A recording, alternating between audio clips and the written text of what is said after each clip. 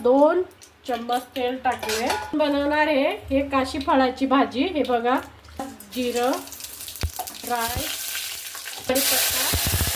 आता याच्या बरोबर आपण कांदा टाकून घेऊया।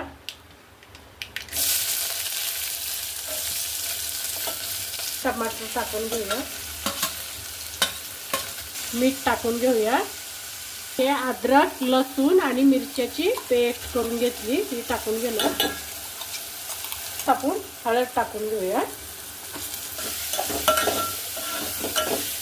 अर्धा चम्मच आपण एव्हरेस्ट मसाला टाकून घेणार, मिक्स करून घेऊया।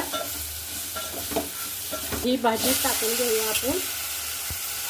काशी फळ आहे, काशी फळाची भाजी।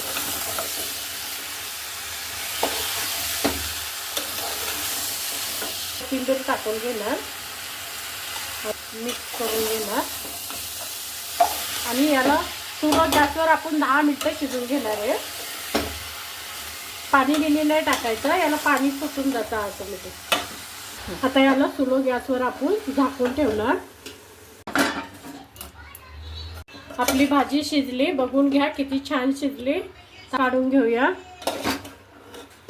आपण काशी फळाची भाजी बनवली। माझ्या चॅनलला सबस्क्राईब करा, लाईक करा, शेअर करा। सर्वांना तुम्हाला धन्यवाद, थँक्यू। आणि मला लाईक करत राहा, शेअर करत राहा।